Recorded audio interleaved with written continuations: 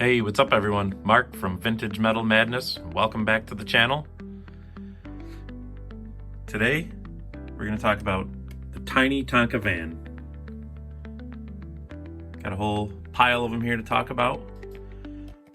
If you didn't know, the Tinies first were introduced in 1968 as a low-cost kind of version to the more expensive things from the regular line and the Mighty line. Something a little cheaper. Actually, if you see in their catalog, they actually say something for the impulse buyers. So that was their initial tactic with the tiny Tonka line. Something that you could put near the cash register, and on your way out of the store, your kid says, "Oh, I want this, I want this." So, and then it blew up into one of the most successful lines that Tonka ever had. And there was many awesome things. But that's how it started out. I think there was, I don't know, maybe 8 different models in that first year, 1968.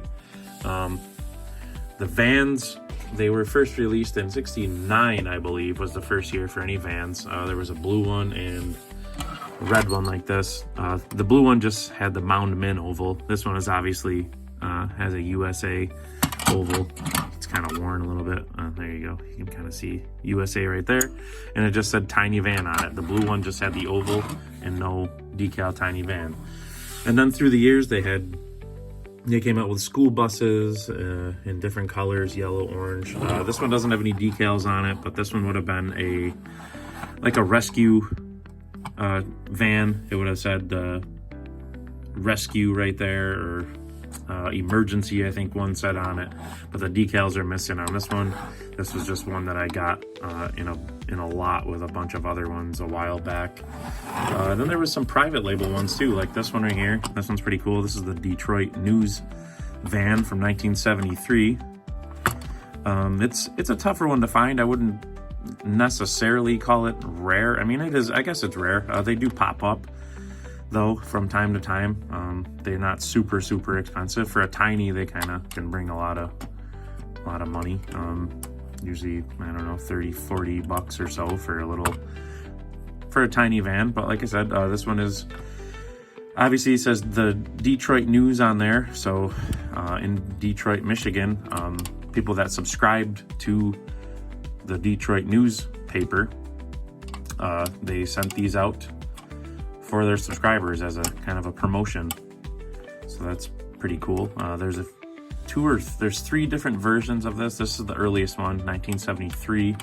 There's also a 75, I believe, version with a bigger decal on the whole side. It almost takes up the whole side, kind of goes up on an angle. So that one's a little bit cooler looking than this one. But it's so nice to have. It's a private label, and it's definitely tougher to find. There was even some white ones. They had, this would have been, there was a few different things this could have been. Obviously the decals are missing, and there really was no way to tell, kind of differentiate, like with like the Mighties and stuff. You could tell by a cab style, or there were changes on the wheels or the lettering or whatever. The Tinies, there really wasn't a lot of big changes. They were really the same style from 1968 when they were introduced till kind of 79 was really the last year for the vans and stuff. They really kind of didn't change much except for decals and stuff like that. So, but there were a few exceptions.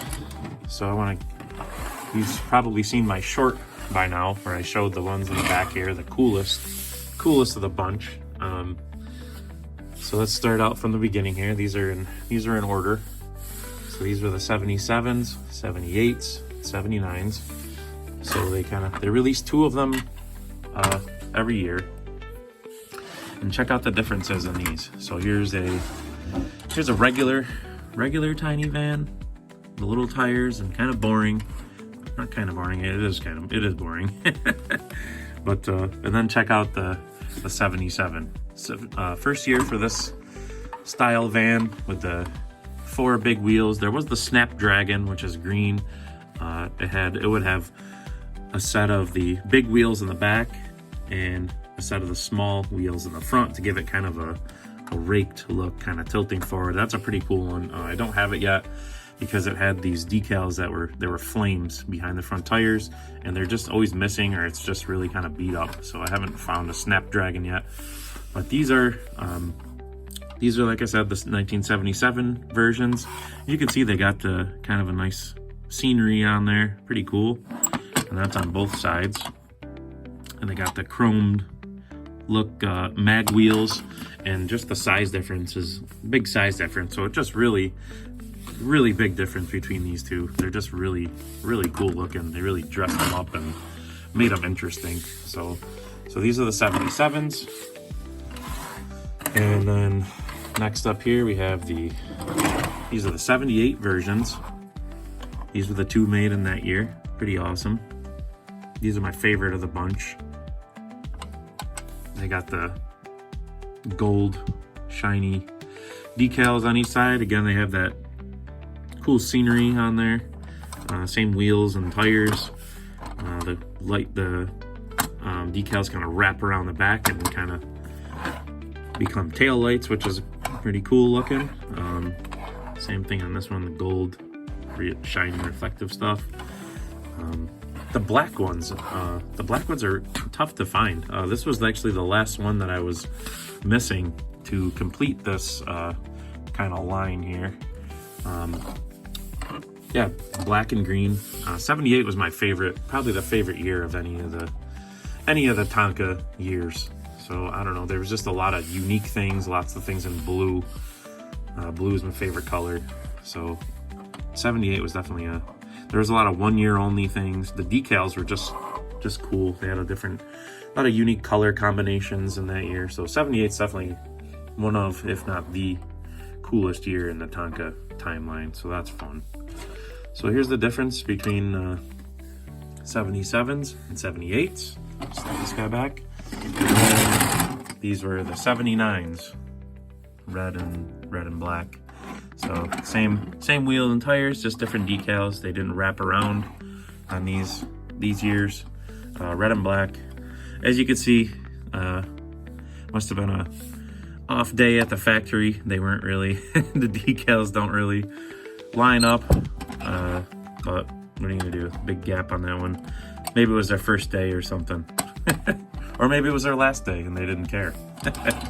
So, but you can see this one, these ones are a little bit better laid out on here. So, and they are definitely, they're definitely on the harder side to find, like I said, with their decals complete. And for whatever reason, the black versions are definitely the hardest to come by. So, but yeah, and then in 1979, this was the end of the Tiny Tonka van. So after that, they became smaller and mostly plastic. So they looked more like a drugstore toy, like you'd find in a pharmacy toy, you know, just a cheap looking thing. Not that these weren't kind of cheap, but they were all metal. This is all metal. That's metal even on the bottom there. So the axles, they pop out, just little tabs on there. So pretty cool. So, and that's the Tiny Tonka van. So like I said, the 79 was the Tinys were introduced in 1968, and then the van came out first in 69, and then 79 was really the last year for these versions of the Tiny vans. And then the 80s began the era of plastic, unfortunately. So they tried to keep up with toys coming from overseas at cheaper prices and more cheaper made with cheaper labor and that old story. So and that eventually was the downfall of the company. Everybody was in a race to the bottom of the pricing, and they just couldn't keep up with things like Hot Wheels and stuff like that. So kind of a bummer, but we still have these awesome toys that take us back in time a little bit. Lots of metal, lots of awesome designs, very durable stuff. So, and that's why I keep this all going so we don't forget the awesome toys of the past and stuff like that. So want to keep these memories alive. I want to keep this toy line alive. And let everybody know that what inspired the things of today. So if we don't keep these things going, then who will? And then all these awesome things will be lost forever. So if we don't inspire the next generation coming up that is forced to buy cheap plastic toys, and we don't show them that there was an alternative, or even awesome things like the Ertl stuff that's all die cast and everything, even today. So those are cool.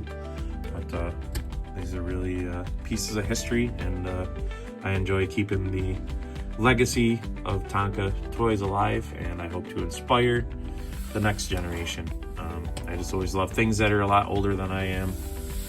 Like I said, I was born in the 80s, so all these things are before my time. These are all from the 70s and later 60s.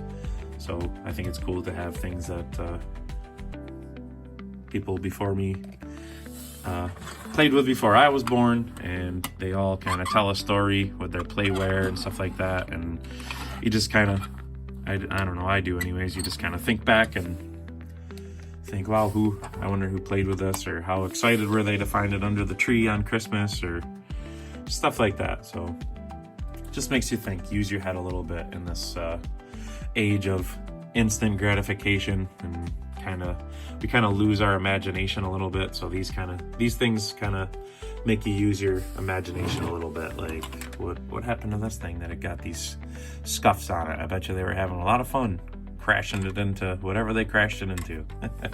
So stuff like that keeps me going. So just want to thank everybody for watching this video. Hope you made it to the end. If you're watching and you haven't subscribed yet, and you love the channel, you watch all the time, please hit the subscribe.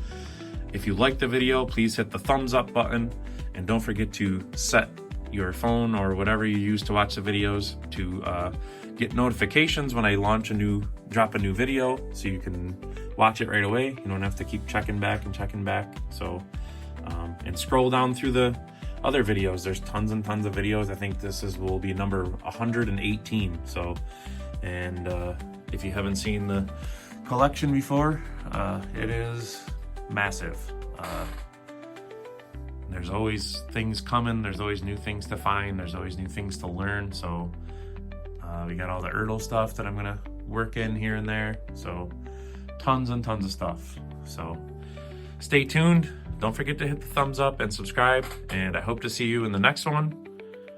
See you later.